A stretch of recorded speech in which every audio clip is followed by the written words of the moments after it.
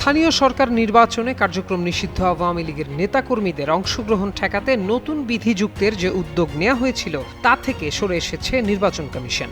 Union পরিষদ নির্বাচনে প্রার্থীদের অঙ্গীকার দেওয়ার যে বিধান যুক্তের প্রস্তাব করেছিলেন ইসির কর্মকর্তারা, সেটি বাদ দিয়েই এ নির্বাচনের আচরণ বিধিমালার খসড়া অনুমোদন দিয়েছে কমিশন।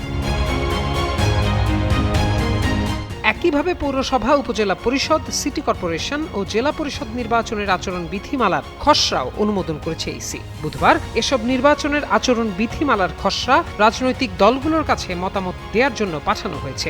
আগামী ৩০ জুনের মধ্যে মতামত পাঠাতে অনুরোধ জানিয়েছে ইসি। সংশ্লিষ্ট সূত্রে এ তথ্য জানা গেছে।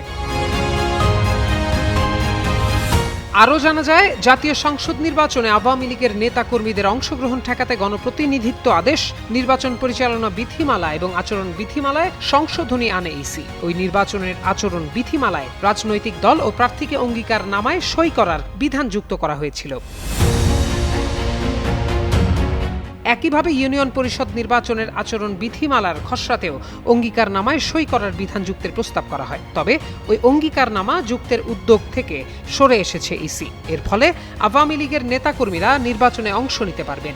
ইসির কর্মকর্তারা জানান, স্থানীয় সরকার নির্দলীয় প্রতীকে অনুষ্ঠিত হবে। নির্দলীয় নির্বাচন বিবেচনায় আচরণ বিধিমালায় অঙ্গীকার যুক্ত করেনি ইসি।